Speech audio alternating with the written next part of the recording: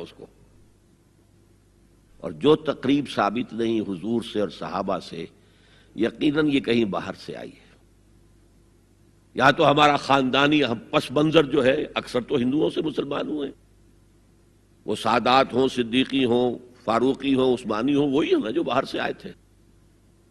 باقی تو اکثریت یہیں سے، وہ اپنا ہندوانہ پس منظر لے کر آئے. تو جس کا ثبوت صحابہ کے دور میں نہیں، وہ یقیناً باہر سے آئی ہوئی چیز ہے. اس میں پھر سادگی نہیں، اس میں کمی نہیں، جڑ سے کاٹو اس کو. اس بنیاد پر ہم نے 5 فیصلے کیے، ذرا سن لیجئے آپ بھی، اگر آپ کوئی سوشل ورک کرنا چاہیں اس کو عام کریں. نمبر 1، نکاح مسجد میں. حدیث موجود ہے، ترمذی شریف کی روایت، اعلنوا ھذا النکاح واجعلوہ فی المساجد. نکاح کا اعلان عام کیا کرو، مسجدوں میں منعقد کیا کرو. میں حیران ہوتا ہوں کیوں نہیں علماء کرام نے اس کی طرف توجہ دلائی. حدیث ہے.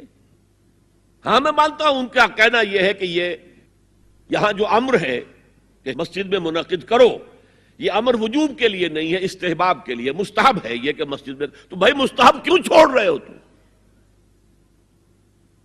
وہ اس لیے چھوڑنا پڑتا ہے، مولوی بیچارے کی حیثیت ہے ہی نہیں معاشرے میں کہ وہ کہے جناب یہاں آئیے میرے پاس، میں نہیں آؤں گا آپ کے گھر نکاح پڑھانے کے لیے.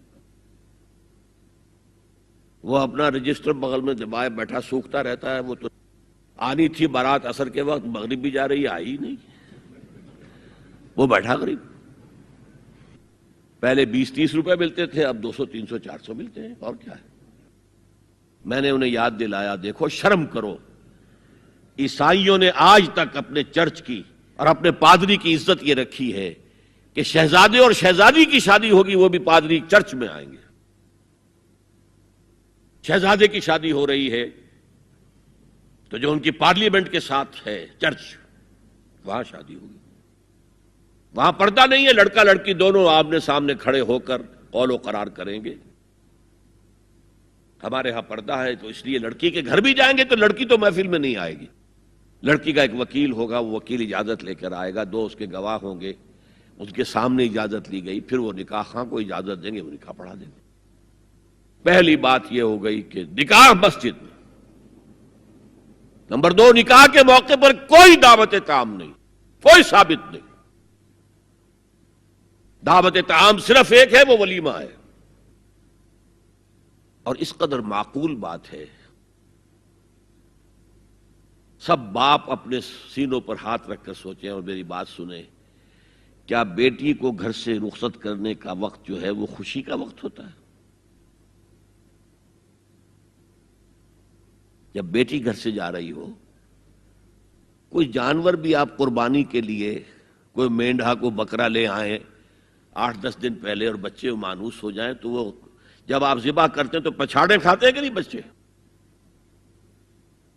اور یہ لخت جگر ہے، نور چشم ہے، 18 20 22 برس گھر میں رہی ہے، وہ جا رہی ہے.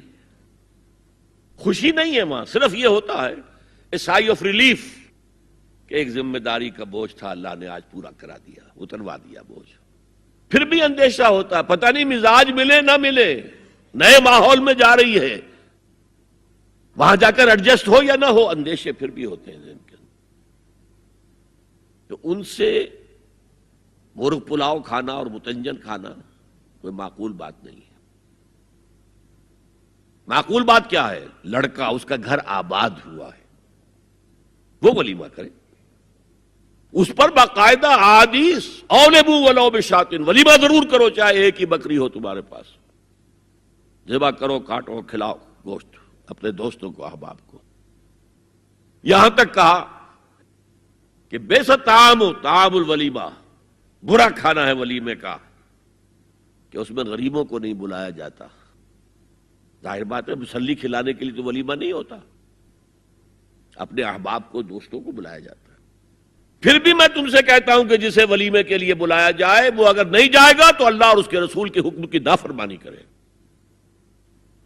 تو جس رسول نے اتنی تفصیل سے حکم دیا ہو ایک دعوت کا، وہ دوسری دعوت میں بھی خیر ہوتا نہ بیان کرتا؟ جب نکاح مسجد میں اور کوئی دعوت تعام نہیں تو بارات کا تصور خلاص. بارات کس بلا کا نام ہے؟ قرآن میں تو کوئی ذکر ہی نہیں، عربی میں یہ لفظ ہی نہیں. اجتماع طرفین مسجد میں ہوا، نکاح ہوا. لڑکی کو، حضرت فاطمہ کو رضی اللہ تعالی عنہا، کچھ خواتین جا کر چھوڑ آئی تھی اس حجرے میں جو ایک انصاری صحابی نے حضرت علی کو دیا تھا. ان کا تو کوئی گھر بھی نہیں تھا. کوئی حضرت علی آئے ہوں اور آ کر وداع کرا کے لے کے گئے ہوں. مان لیجئے آپ کی چوتھی چیز، جہیز کا کوئی تصور اسلام میں نہیں. خالص ہندوانہ رسم، خالص ہندوانہ رسم، خالص ہندوانہ رسم. ہندوؤں میں کیوں ہے؟ وہ اس لیے ہے، معقول بات ہے کہ لڑکی کا وراثت میں کوئی حصہ ہے ہی نہیں. وہ تو جب گھر سے نکل رہی ہے کچھ دے دلا کے رخصت کر دو. دان دہیج یہ خیرات ہے، لڑکی کا حق کوئی نہیں ہے گھر پر. اسلام میں تو لڑکی وارث ہے. والد فوت ہوں گے وراثت تقسیم ہوگی، والدہ فوت ہوں گی کوئی ان کی ہے ملکیت وہ تقسیم ہوگی. شادی کے موقع پر کوئی جہیز اسلام میں نہیں، قطعاً نہیں. غلطی سے حضرت فاطمہ کے جہیز کو جہیز کہہ دیا گیا. وہ جہیز کیا تھا؟ ایک پیسہ بھی حضور کے اپنی جیب سے نہیں تھا. اس شادی میں خاص بات کیا تھی کہ دولہا کے ولی بھی حضور ہی ہے. اور کون ہے؟ علی کا کون تھا مدینے میں؟ اور دلہن کے والد بھی حضور ہیں. اب حضور پوچھتے ہیں حضرت علی سے، تمہارے پاس مہر دینے کے لیے کچھ ہے؟ عرض کیا میرے پاس تو کچھ نہیں. وہ فقراء صحابہ میں سے تھے. فرمایا مہر تو دینا ہے، تمہارے پاس ایک زرہ ہوتی تھی. جی ہاں زرہ تو ہے. انہوں نے یہ سمجھا زرہ تو جہاد کے لیے ہے، کوئی وہ دولت تو نہیں ہے. فرمایا جاؤ اسے بیچو یا گروی رکھ کے قرض لے کر آؤ. وہ گئے، حضرت عثمان نے خرید لی اور کچھ دنوں کے بعد واپس کر دی ہدیتاً. یہ زرہ میں ہدیہ آپ کو کر رہا ہوں. اس وقت اگر کہتے چھوڑو علی، کہاں تو لو میں پیسے دے دیتا ہوں تمہیں، تو ان کی طبیعت پر بار ہوتا. اس پیسے سے حضور نے کچھ پیسے گھر بھیجے اندر، دلہن کو ذرا تیار کر دو.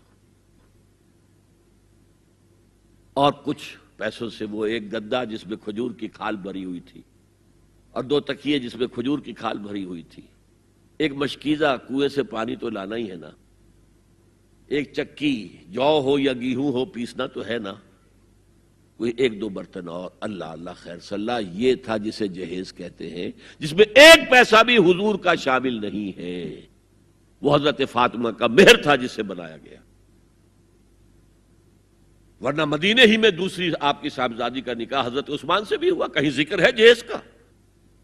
حضرت عثمان کا گھر بھرا ہوا، ہر چیزیں موجود، وہاں تو کسی جہیز کا تذکرہ نہیں. بہرحال یہ شادی کو آسان کرو، زنا کو مشکل بناؤ. یہاں شادی کے لیے 9 من تیل ہوگا تو رادھا ناچے گی، ورنہ یہ کہ بڑی ہو رہی ہے، عمر ہو رہی ہے، سب کچھ ہو رہا ہے، لیکن کچھ تقاضے تو ہے نا، آخر کچھ تو کرنا ہوتا ہے نا. آخر کچھ نہ کچھ لوگوں کو تو کھانا کھلانا ہی ہوتا ہے نا. بارات تو آخر آئے گی ہی نا، کچھ نہ کچھ تو دینا ہی ہوگا. کچھ جوڑے کپڑے، کچھ یہ. اسلام کا فلسفہ جو میں نے 4-5 باتیں آپ کو بتا، فلسفہ یہ ہے کہ لڑکی کے باپ پر ایک پیسے کا بوجھ نہیں. اس نے لڑکی پال پوس کے تمہارے حوالے کر دیا، اب اور کیا چاہتے ہو تم؟ سارا مرد آزماں مرد آفرین، مرد کو چیلنج دیا ہے، تم مرد ہو، مہر تم دو گے. اور سب سے بڑھ کر کیا ہو رہا ہے آج کل بھی ہوتا ہے، وہ ہمارے ایک کچھ کام ہوتے ہیں اسلامی، وہ بھی ہے، کچھ وہی ہندوانہ پس منظر. نکاح کی محفل میں چھوارے کون لے کے آتا ہے؟ جی لڑکے والے. اور پلاؤ کن سے کھاتے ہیں؟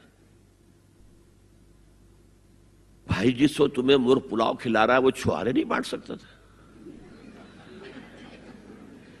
یہ ہے اسلام اور غیر اسلام کا امتزاج. چھوارے لڑکے والے لے کر آئیں گے. اور پھر دعوت اڑائیں گے لڑکی والوں کی طرف سے.